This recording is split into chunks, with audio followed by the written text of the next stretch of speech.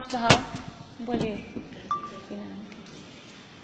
5 भाव गति, नहीं, जीव के असाधारण पालन। औपचारिक शायिक और पारिणामिक शायोपशमिक है। शायोपशमिक, औदारिक और पारिणामिक। औदारिक नहीं, औदैक। औदैक, हाँ, पारिणामिक। इसमें से औपशमिक भाव के कितने भेद हैं? औपशमिक कौन कौन से? हाँ, औपशमिक, सम्यक और औपशमिक। शायिक भाव के कितने भेद हैं? बोलिए पीछे। उषान की कौन कौन से हैं? आप बोलेंगे?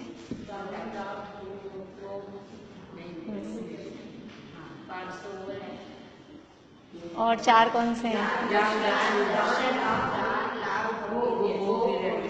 7 हुए। शायिक समेत और शायिक 4। वो तो 2 तो पिछले सूत्र से लेने हैं और 7 इस सूत्र में है। शायोपशमिक भाव के भेद कौन बताएंगे? बोलिए। पहले तो कितने हैं टोटल? 18। 4 ज्ञान, 3 अज्ञान और 3 दर्शन, 5 लब्धियां और बाकी वो संयम। मिथ्यात्व सम्यक नहीं, शैक्षणिक सम्यक तो शैक्षणिक चारित्र। मिथ्यात्व इसमें नहीं आएगा। शैक्षणिक चारित्र, संयम। अब औदैक भाव के 21 भेद कौन बोलेंगे? बोलेंगे चित्रांति बोलेंगे। हाँ, के बाद दर्शन, ये एक मिथ्या दर्शन, अज्ञान, असंयम, असंयम और बच्चों वो लिंग में आ गए ना, लिंग में आ गए। और 6 लेश। मेरे हिसाब से ये 1-2 खिड़कियां खोलने तो उजाला भी थोड़ा हो जाएगा। हाँ,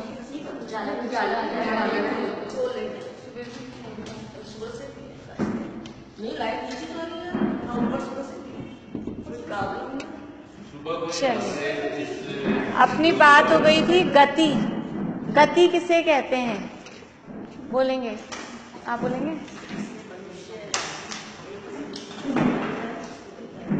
हाँ, एक भाव से दूसरे भाव में कौन जाता है? अकेला मनुष्य ही। हाँ जी, 1 पॉइंट हुआ। हमने 2 पॉइंट लिए थे। दूसरा पॉइंट क्या है? हाँ, जब जीव एक भाव से दूसरे भाव में जाता है और उसके योग्य उसके भाव होते हैं, उसे गति नाम कर्म कहते हैं। एक भाव से दूसरे भाव में गया, वो गति कहलाएगी। यहाँ से मर के मनुष्य मर के तिरंच भाव में गया तो तिरंच गति। और फिर तिरंच भाव में जाने के बाद उसके भाव भी वैसे ही होते तिरंचों के जैसे। जो जिस भाव में जाता है उसके वैसे ही भाव होते हैं। ये कहलाती है उसके भाव। क्योंकि यहाँ क्या लेना है अपने को? औदिक भाव की बात चल रही है ना, तो औदिक भाव देखने हैं। तो औदिक भाव में खाली ये शरीर मनुष्य का मिल गया, ये गति औदिक भाव नहीं है। इस मनुष्य भाव में आए, अब आपके मनुष्यों जैसे भाव होते हैं। हमें तिरंचों के जैसे भाव नहीं होते। तिरंचों को जिस तरह के कहीं भी खाना, कहीं भी कुछ भी यानी निर्वस्त्र रहना, जो भी तिरंचों की जो प्रवृत्ति है, वैसी मनुष्यों में सामान्य रूप से, अब पंचम काल चल रहा है तो वो थोड़ी थोड़ी वो भी दिखाई देती है कुछ कुछ, लेकिन हम उसे कहते ही पशु प्रवृत्ति है। जो मनुष्यों के तो योग्य काम यही होते हैं कि घर गृहस्थी में रहें, समाज में रहें, लड़ाई झगड़ा नहीं करें, कपड़े पहन के रहें, खाना पीना अपने हिसाब से इस तरह से खाएं। तिरंचों को ऐसे कोई थाली सजा के देता है? ऐसा इस तरह से नहीं होता है ना। तो वो उस योग्य उनके जो भाव होते हैं, वो भाव का नाम है यहाँ पे औदैक भाव। तो जिस कर्म के उदय से जीव एक भाव से दूसरे भाव में जाता है और उसके योग्य उसके जो भाव होते हैं, उसे गति नाम कर्म कहते हैं। कितने प्रकार की है? सबको पता है? वो भी है, लेकिन मुख्यतः यहाँ पर क्योंकि अपन भावों की चर्चा कर रहे हैं ना, इसलिए यहाँ भावों को लेना है। जब नाम कर्म पढ़ेंगे तब उसको भी हाईलाइट करेंगे, लेकिन अभी अपन बात किसकी कर रहे हैं, भावों की, क्योंकि अपने प्रकरण क्या चल रहा है, टॉपिक भावों का चल रहा है। तो उसमें गति से क्या मतलब है कि अपने भाव, खाली शरीर मिलना वो उसमें क्या भाव है, लेकिन वैसे जैसा शरीर होता है उस टाइप से हमारे भाव होते हैं। हमने उदाहरण लिया था, जैसे हम लेडीज हैं तो हमको लेडीज के जैसे ही काम करने के परिणाम आते हैं, जो पुरुष होते हैं उनको पुरुष के टाइप के काम करने के परिणाम आते हैं। छोटे से बच्चियां भी हो 6 महीने की, साल भर की, वो डॉल से किचन, हाँ घर घर वो ये खेलेंगी, लड़के होंगे तो उनको बैट बॉल चाहिए। तो वो ये जो ये भाव आ रहे हैं ना, ये कहलाते हैं औदिक, उस गति के योग्य औदिक भाव।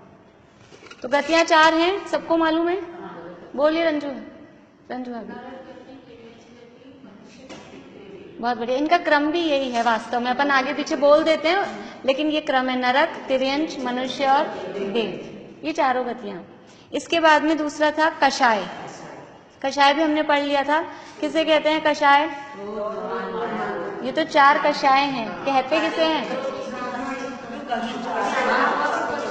जो आत्मा को कसे, दुख दे, जिससे आत्मा तकलीफ, इसमें लिखा चारित्र मोहनी के उदय से होने वाली जो कलुषता है, क्योंकि जब भी कषाय होती है तो आत्मा खुश नहीं होते, हमें अच्छा, मतलब अंदर से कुछ जलन सी ऐसी महसूस होती है, भले ही हम मान करके मायाचारी करके बाहर में खुश होते हुए दिखाई दें, लेकिन अंदर उथल पुथल होती है उससे। मायाचारी कर रहे हो तो डर बना ही रहता है मायाचारी में तो, और मान भी कषाय कर रहे हो ना तो भी अंदर से जो एक नॉर्मल जैसे रहना चाहिए, जैसे समुद्र की सतह जैसे शांत रहनी चाहिए, वैसे हमारे अंदर परिणाम शांत नहीं रहते, चाहे हम मायाचारी करें, चाहे हम लोभ करें, चाहे मान करें।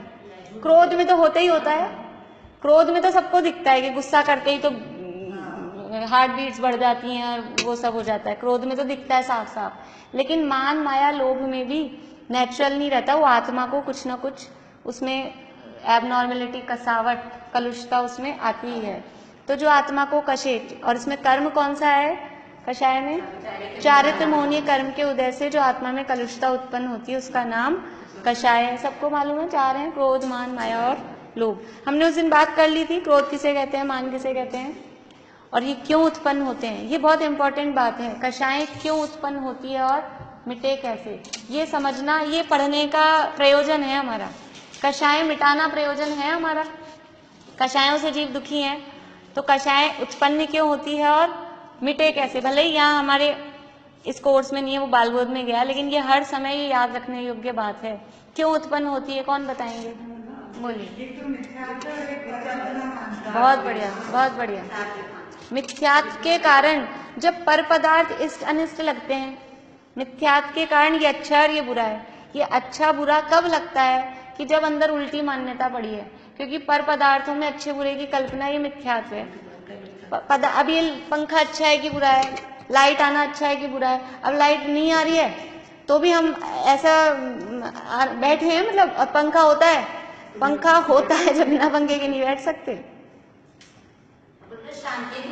कल का आप लोग संजीव जी का प्रवचन मुझे नहीं लगता आप लोगों ने सुना होगा, किस किस ने सुना है, जिसमें आते हैं भेज से ना अंकल, छड़ाला का कल का प्रवचन, उसमें वो उन्होंने कहा था कभी कभी ऐसा ट्राई करो कि मेरी आंखें नहीं है, मेरे पैर खराब हो गए हैं। कल का प्रवचन सुनना आप लोग, छड़ाला का हो जाएगा डाउनलोड, कल का ही है अभी तो, हाँ वो डाउनलोड, उसमें आधा प्रवचन निकल जाएगा करीब, उसके बाद में ये मतलब छड़ाला का आता है। संडे के संडे तो आप रोज नहीं सुनते, तो संडे के संडे वाला तो सुन लीजिए। वैसे तो रोज के अच्छे होते हैं, ऐसे प्रेरणादायी होते हैं कि हमें मतलब जीवन में कैसे रहना चाहिए अपनी, उस हिसाब से। तो कभी कभी हम ऐसा ट्राई करें, अब जैसे लाइट आते हुए कभी हमने ऐसा ट्राई नहीं किया कि हम बिना पंखे के रह लें, लेकिन अब मजबूरी है, लाइट नहीं आ रही तो रह रहे हैं, लेकिन रह रहे हैं।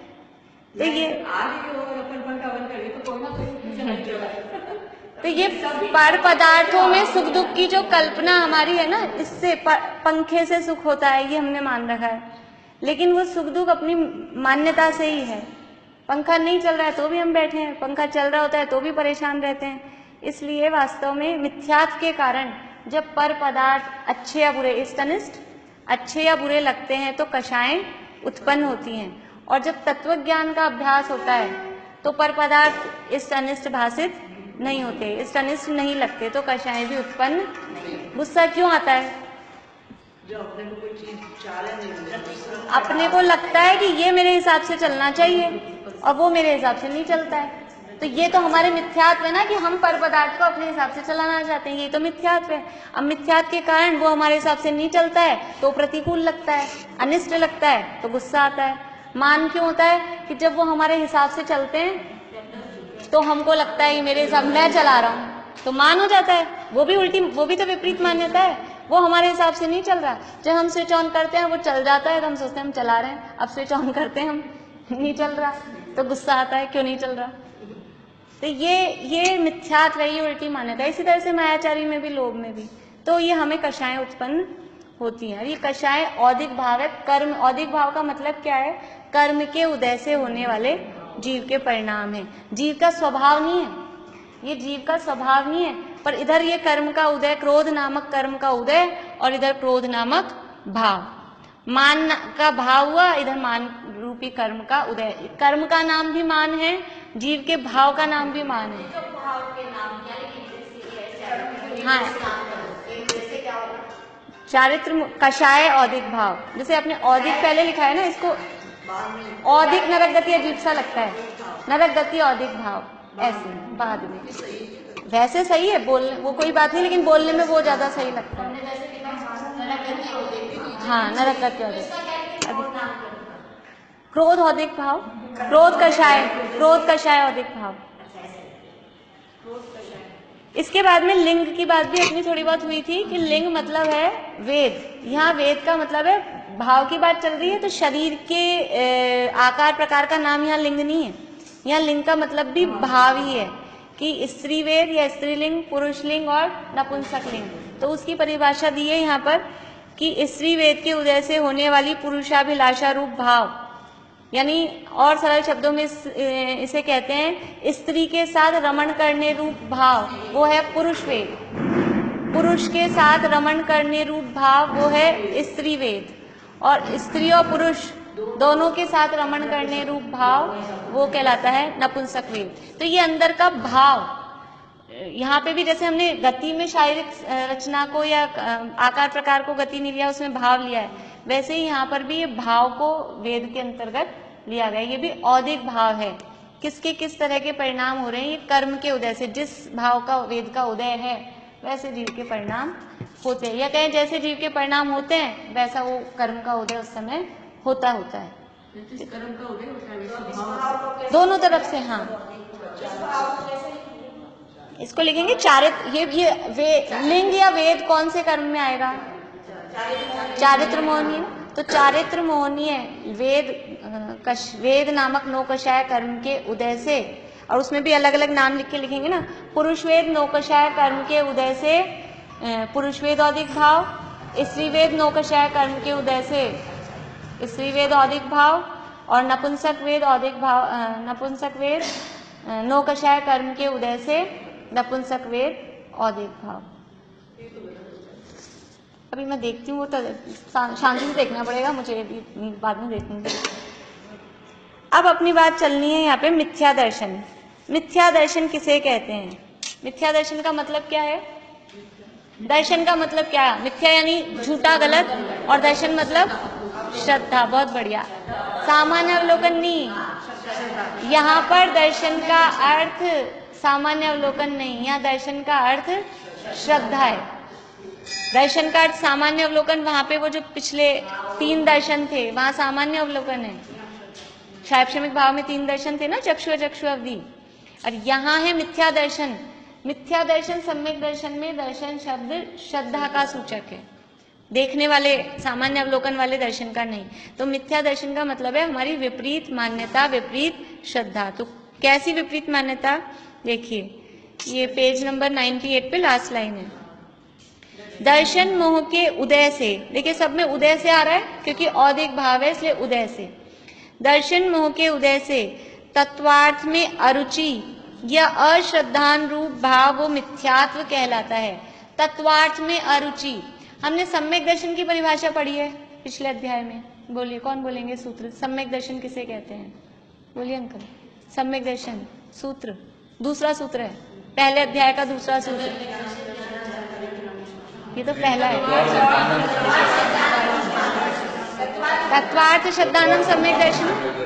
सम्यक दर्शन किसे कहते हैं कि 7 तत्वों का, तत्वार्थ यानी 7 तत्वार्थों का यथार्थ श्रद्धान, वो सम्यक दर्शन है। अब सम्यक दर्शन का अपोजिट है मिथ्या दर्शन।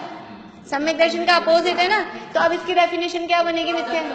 तत्वार्थों का अश्रद्धान। तत्वार्थ श्रद्धानम सम्यक दर्शनम, तो तत्वार्थ अश्रद्धानम मिथ्या दर्शनम, ऐसे हो गई। वही लिखा है यहाँ पे, ये तत्वार्थों में अरुचि या अश्रद्धान। श्रद्धान का मतलब होता है रुचि। 6 डाला में हमने इसी डेफिनेशन को क्या पढ़ा था हिंदी में, परद्रव्यन्ते भिन्न आप में रुचि सम्यक तो भला है, 6 डाला में पढ़ा है हमने। तो वहां रुचि शब्द दिया है इसी को, श्रद्धा को, वो यहाँ दोनों शब्द दिए हैं। तत्वार्थ में अरुचि या अश्रद्धान रूप भाव वो मिथ्यात्व कहलाता है। श्रद्धान का मतलब क्या? श्रद्धान का क्या मतलब? श्रद्धान या अश्रद्धान? विश्वास मानना कि 7 तत्व कौन से हैं? 7 तत्व बोलिए।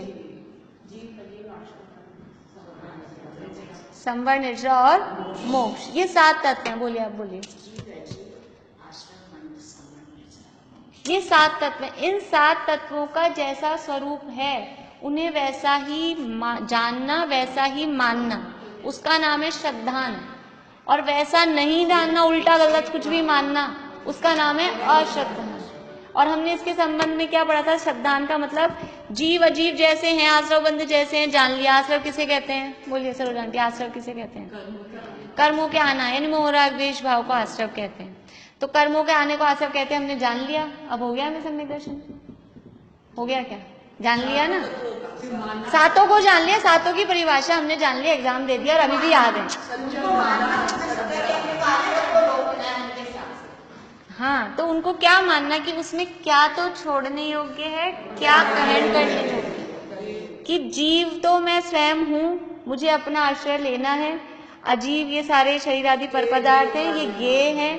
आश्रव और बंध दुख के कारण है, दुखदाई है, इसलिए छोड़ने योग्य है। संवर और निर्जरा ये मोक्ष के कारण है, सुखदाई है, इसलिए ये उपादेय हैं, ग्रहण करने योग्य हैं। और मोक्ष वो तो हमें प्राप्त करना है, वो पूर्ण रूप से उपादेय है। 7 को जान लें और पता लगा कि आश्रव बंध को तो उपादेय मान लिया और संवर निर्जरा को हे मान लिया, तो फिर क्या होएगा? फिर जानना, फिर वो जानना सही होगा क्या? तो वो जाना तो, लेकिन हमने सही श्रद्धान नहीं किया, इसलिए जानने के साथ साथ उसका श्रद्धान भी सही होना। तो तत्वार्थों का सही श्रद्धान, उसका नाम सम्यक दर्शन है। और इन तत्वार्थों का उल्टा आज तक हमारा क्या चल रहा है? 6 डाला की दूसरी डाल में हमने पढ़ी 7 तत्व संबंधी भूल, जीव अजीव तत्व संबंधी भूल। मैं सुखी दुखी, मैं रंक राव, मेरे धन ग्रह गोधन प्रभाव, मेरे सुततीय मैं सबल दीन, बेरूप सुभग मूरख प्रवीण। अपने आप को शरीर जाना माना आज तक, और ये मोटा पतला हुआ तो मैं मोटा पतला हो गया, इसमें दर्द हुआ तो मुझ में दर्द हो रहा है, हमारा चेहरा लटक जाता है। हम अपने आप को आत्मा माने तो चेहरा लटके नहीं, अकेले तो आप लक्ष्य करके कह रही हूँ, अकेले सबकी यही बात है, सबकी यही बात है, सबकी। जरा सा शरीर में कुछ होता है और ऐसे हो जाती है हमारी, क्योंकि हमने कूट कूट के अंदर ऐसे भरा है हमारे कि यही तो मैं हूँ। जो अपने आप को आत्मा मानते हैं वो मुनिराज हैं हमारे, उनके ऊपर कम हुए क्या उपसर्ग? शरीर में रोग व्याधियां बाहर से कितने कितने जानवरों के द्वारा, देवों के द्वारा, लेकिन उनमें शिथिलता नहीं आती, क्योंकि वो अपने आप को शरीर ही नहीं मानते, वो अपने आप को आत्मा मानते हैं ना, इसलिए। तो ये हमारी जीव अजीव तत्व संबंधी विपरीत मान्यता है कि हमने जीव को अजीव माना, अजीव को जीव माना। ठीक है। इसके बाद में जो शुभ अशुभ बंध के फल मंजार, रति अरति करे निज पद विसार, कि हमने जो आश्रव बंध थे, दुख के कारण थे, उसमें ये तो अच्छा है और ये बुरा है। हथकड़ी लगनी थी तो लोहे की हथकड़ी को तो बुरा माना, तुम तो हटाओ लोहे की नहीं, और सोने की मिल रही थी तो वो बंधवा लिया, आराम से बांध दो। ऐसा हमने किया, यही तो करते हैं हम आश्रव बंध के संबंध में। आश्रव बंध तत्व संबंधी यही तो भूल है कि किसी को आश्रव में ही अच्छा बुरे का भेद करते हैं, जबकि आश्रव टोटली खराब है। कचरे में से अच्छा छांटते रहते हैं, सारा ही कचरा है, लेकिन फिर भी उसमें से अच्छा छाटते हैं। तो ये आश्रवबद्ध तत्व संबंधी भूल है। और संवर निर्जरा जो मोक्ष के कारण है, आत्महित हेतु विराग ज्ञान ते लखे आपको कष्ट दान, कि वैराग्य और ज्ञान, ये पढ़ना लिखना, ये आत्मा के हित का कारण है, सुख का कारण है। और ये दुखदाई लगता है, पढ़ा नहीं जाता। पढ़ने में तो नींद आ जाती है, पढ़ने में थकान हो जाती है, याद नहीं होता, पढ़ा नहीं जाता, ये कष्ट के कारण लगते हैं। और सारे दिन कितनी बातें करा लो, घुमा लो फिरा लो, किट्टियों में चला लो, वो सब हो जाता है, वो सारे हो जाते हैं काम। और इसमें थकान होती है। रसोई में काम करा लो, घुमा लो फिरा लो, वो सब होता है। तो ये हमारी ये उल्टी मान्यता, तो ये है मिथ्यात्व। ये थोड़ा अश्रद्धान के इसको थोड़ा सा मैंने बताया आपको कि तत्वार्थ में अरुचि या अश्रद्धान रूप भाव, ये मिथ्यात्व कहलाता है। कि जो 7 तत्व हैं, ये जितने भी पदार्थ हमको दिखते हैं ना, ये सब क्या है, कौन सा तत्व है? ये पंखा दिख रहा है, ये मौसम है, समझ लो, कपड़े लगते हैं, ये सब कौन से तत्व में जाएंगे? 7 तत्वों में। अजीव है। और अजीव कैसा है? हे है, गे है कि उपादेय है? गे है, गे का मतलब है जानने योग्य है, ना वो ग्रहण करने योग्य है, ना वो छोड़ने योग्य। अब हम इसमें अच्छा बुरा और छोड़ना रखना करते हैं। अजीव जबकि गे था, हम अजीव में हे उपादेय लगाते हैं। हे उपादेय करना था किसमें हमको? आश्रव में, संवर निर्जरा में। वो हे थे, ये उपादेय थे, और हम अजीवों में हे उपादेय करते रहते हैं। तो यहाँ सुखी कहाँ से होंगे? हम सोचते हैं हम सुखी हो जाएं। इसलिए वास्तव में ये बहुत जरूरी है, 7 तत्वों का यथार्थ श्रद्धान ये जानना बहुत जरूरी है। जब तक ये नहीं होगा तब तक मिथ्यात्व बना ही रहेगा। दर्शन मोहनी है ना, दर्शन मोहनी करेंगे। तो दर्शन मोहनी के उदय से तत्वार्थ में अरुचि या श्रद्धान रूप भाव मिथ्यात्व कहलाता है। इसके बाद में है अज्ञान। देखिए, एक हमने पढ़े थे 3, कौन से भाव में पढ़े थे? 3 कुमति कुशुत को कौन से भाव में थे? वो क्या नाम है भाव का? नाम शायोक्षमिक भाव में 3 अज्ञान पढ़े, ज्ञाना ज्ञान दर्शन लेश्या। तो ज्ञान 4 और 3 अज्ञान। वहां पे भी अज्ञान था, यहाँ फिर से अज्ञान दे दिया। वहां तो कुगुरु कुदेव नहीं है, कुमति कुश्रुत कुअवधि, वो है कुगुरु कुदेव नहीं। वहां मैं तो ये कह रही हूँ, वहां भी अज्ञान था, यहाँ भी अज्ञान है। 2 बार अज्ञान क्यों दिया? एक ही अज्ञान को शैक्षणिक भाव में भी दिया और औदिक भाव में भी दिया। तो 2 बार क्यों दिया? दोनों एक ही हैं या अलग अलग हैं? प्रश्न ये है, दोनों अलग अलग हैं। जो शायोक्षमिक भाव में अज्ञान दिया है वो अलग अज्ञान है, और जो ये औदिक भाव में अज्ञान शब्द दिया है ये अज्ञान अलग है। देखिए परिभाषा देखिए इसकी। जिस प्रकार प्रकाशमान सूर्य का तेज सघन मेघों द्वारा तिरोहित हो जाता है, उसी तरह ज्ञानावरण के उदय से ज्ञान स्वरूप आत्मा के ज्ञान गुण की अनभिव्यक्ति रूप भाव वो अज्ञान है। देखिए वहां अपने अज्ञान के जो ये बनाया था ना, ये वाला आपने इस कर्म के उदय से कुमति, उसमें क्या लिखा है? कुमति ज्ञान में देखिए कॉपी में क्या लिखा है? कुमति ज्ञान वाले में क्या लिखा है? आपकी कहाँ है? आपने लिखे है ना? याद नहीं आप लोगों को क्या लिखा? मिथ्यात्व के साथ, उसके साथ में ये लिखवाया मैंने बाद में आपको। मिथ्यात्व का उदय और मति ज्ञानावरण कर्म का शोक्षम से कुमति ज्ञान होता है, ये लिखा है ना। उसमें तीनों में क्या लिखा है? मिथ्यात्व का उदय, हाँ मिथ्यात्व के साथ, वही बात है, मिथ्यात्व का उदय मिथ्यात्व के साथ।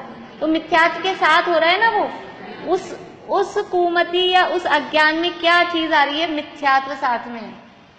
वो जो शायोक्षमिक भाव वाले अज्ञान हैं, एक ही प्रश्न आप लिख लीजिए, आंसर भले ही मैं आज होगा तो आज, नहीं तो कल वल लिखवा दूंगी। प्रश्न लिख लीजिए ताकि याद रहे कि शायोक्षमिक अज्ञान और औदिक अज्ञान में क्या अंतर है।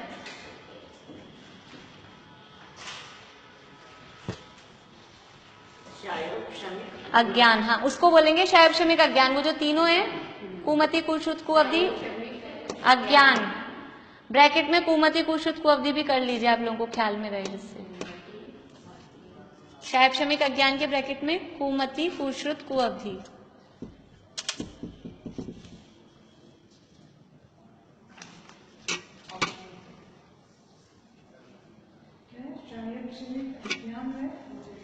शैक्षणिक अज्ञान और औदैहिक अज्ञान में क्या अंतर है, आपको लिखना है।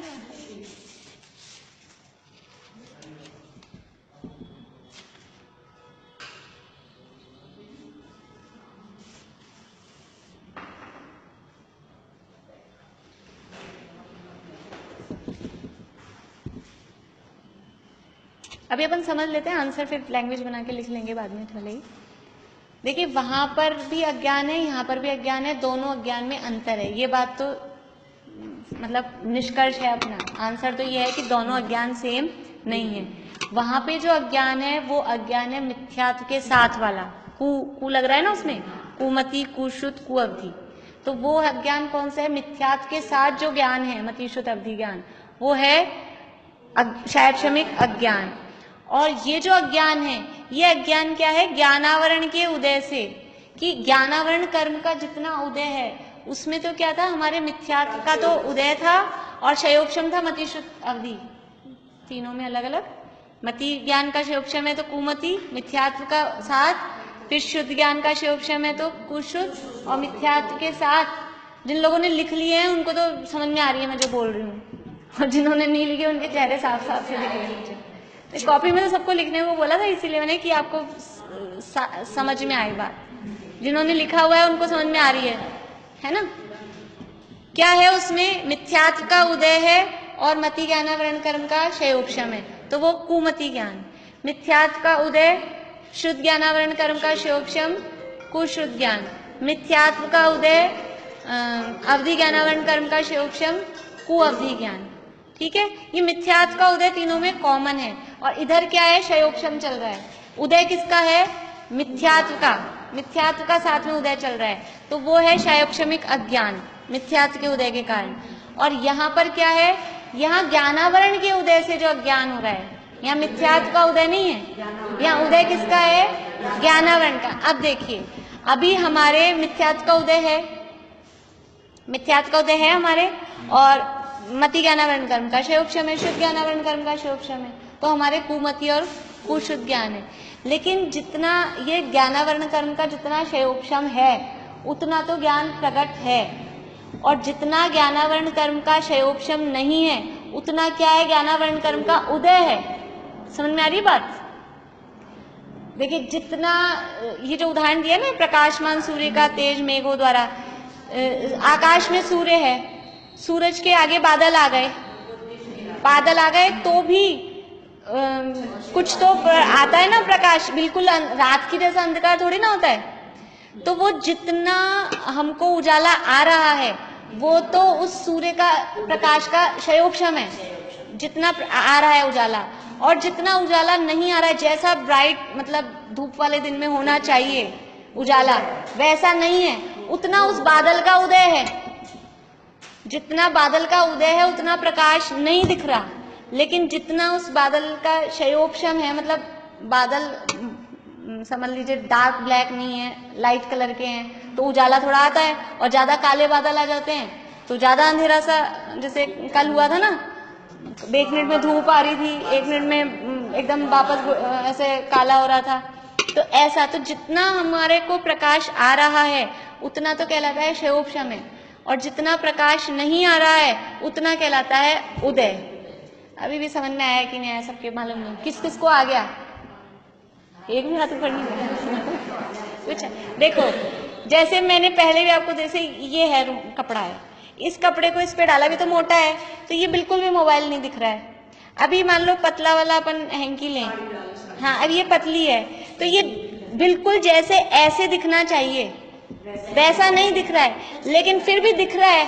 तो जितना कपड़ा पतला होता जाता है उतना तो ये दिखता है, तो जो दिख रहा है वो तो कहलाता है कर्म के क्षयोक्षम से दिख रहा है, और जितना नहीं दिख रहा है उतना कहलाता है कर्म का उदय। जितना उदय है उतना ज्ञान प्रकट नहीं है, तो वो ज्ञान प्रकट नहीं है तो वो क्या कहलाएगा, अज्ञान है।